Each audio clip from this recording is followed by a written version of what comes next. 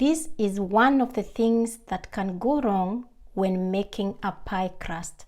This turned into a wrinkly mess that is not fit for filling. Making the flakiest crust, one without a soggy bottom, is all about technique, which I will show you in details so that you get a perfect crust every single time. So keep watching for deep details. The ingredients are simple: 300 grams all-purpose flour, half teaspoon salt to enhance the flavor of our pie crust, 227 grams cold butter, and ice cold water. Here I am just showing you how I cubed the butter, as it is very easy to work with small pieces as with one big block. The very first step is to mix the salt with the flour thoroughly and immediately start to coat the butter with flour to prevent it from melting when it comes in contact with your hands. You know, your hands are a little bit warm, so they'll start melting the butter. Alright, after each individual cube is coated with flour,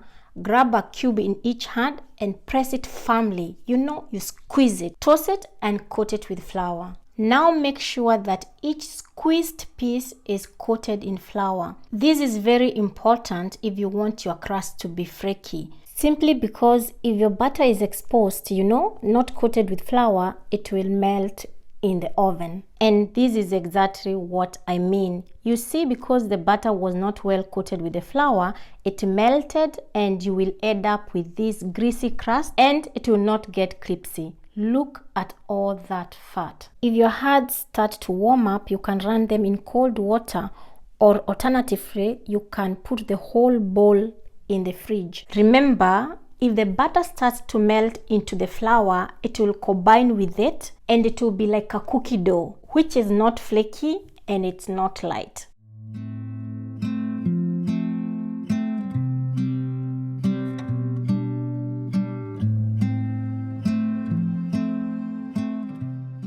At this stage, we have squeezed the butter until it's the size of walnut halves. We want to stop exactly here. And now, make a well in the center of the bowl and start to add your ice cold water. Hydration of pie dough is one of the key things. And since every flour hydrates differently, I will guide you how you go about it. I have added 4 tablespoons of water. Now give it a good toss and distribute that water. Actually, this method will help you to know how much water you need. Water is just for holding the dough together. So add only what you need. Add another 2 tablespoons of water, toss it, and break any big pieces of dough, as water tends to hide in those pieces.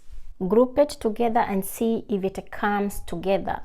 Take the part that comes, like the one that is coming together, and set it aside. Now adding water only to the part that is left, so that you can control the amount needed by only hydrating the part that is dry. At this stage, the dough should come together but should not fall apart. That is a sign of dry dough. I can see a few dry pockets. This is flour that is not incorporated. I will just splash a few drops using my fingers. I ended up using about 7 tablespoons of water. Now bring it together. The result is rough dough with various texture, so it's not smooth like bread dough. I will cut the dough into half as I'm making the base and the top. Now chill this overnight, or at least for 1 hour. Overnight is the best. Cover it with a plastic wrap and form it into a disc. It will be very easy to roll it later. After chilling the dough for 1 hour, now we can roll it. Lightly flour the working surface. Not too much flour, as it will make the dough tough, but use as much as you need. Rub some flour on your dough. Start by rolling from the middle, push out, back in the center, and push towards you, as one direction causes the middle to thin out. Keep moving or rotating the pie dough to coat it with flour. This will also help to keep a round shape. As you keep rotating your pie dough, you are also encouraging it to shrink. it's natural for it to spring back a little bit. So you get the feel of how much you need to keep spreading.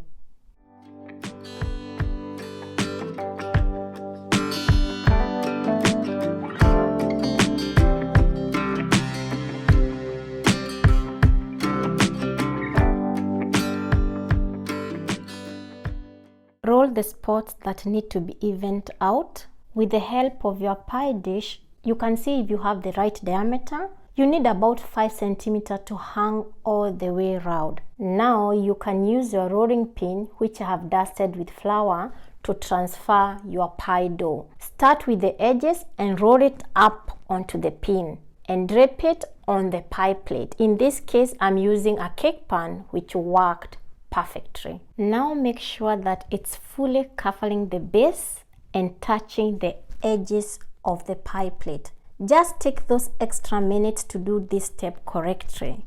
Lift it up and settle it into the pie plate. This will let the air, between the pie crust and the plate to escape. Lift and press it down. Go through with your fingers and press firmer into the corners to make sure it's well settled.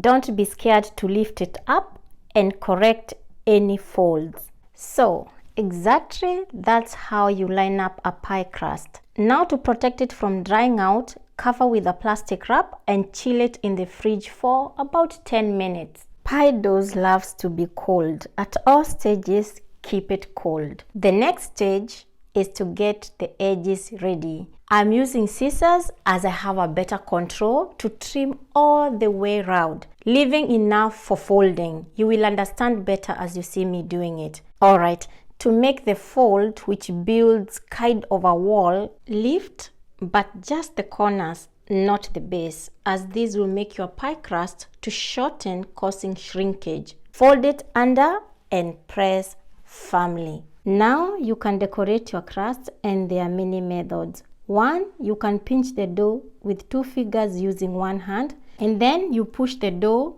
with 1 finger using the other hand. This one, I'm using a fork. Press it down at an angle, then alternate. And since we have been working with our pie crust for some time, chill it for 5 minutes before the next step. You can now add the filling and put it straight in the oven. However, if you have problems with soggy crust, like when you're making a custard pie or undercooked crust, the best way is to par bake. Par baking means partial baking. Alright, this is how you par bake a crust, which will make the bottom crust to be brown and crisp. Use a fork to poke some holes in the bottom and the sides so that the steam can escape. The holes will fill up, so don't worry. But if you're not par baking, do not poke holes. After that, chill your crust for about 5 minutes. We are about to bake our pie crust, but because it has no filling, we need to weigh it down. Otherwise, it will puff up and shrink. Alright, take a piece of parchment paper and fill it with pie weights, or you can use grains, beans, rice, or sugar.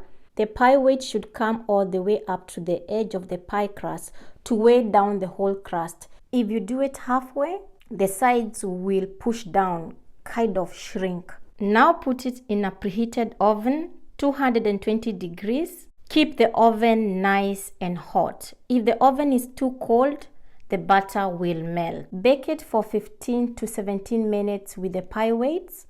Remove the pie weight and bake for another 2 to 3 minutes. And that's how you par bake a pie crust. One more tip. You can also use egg wash. I usually use the egg whites, which will make a thin layer at the base and will protect the crust from getting soggy. Simply brush the base when it comes out of the oven and then return it for 30 seconds to 1 minute for the egg to set. From here, you can add your filling and continue baking. If you want to bake the crust completely, put it back for 10 to 13 minutes. This is great if your filling does not need to be cooked in the oven. Think coconut cream pie, and that is how it will look. So I do hope that this video was helpful and that you're going to have success with your pie crust. Please give me a thumbs up and subscribe to my channel for more cooking and baking tips.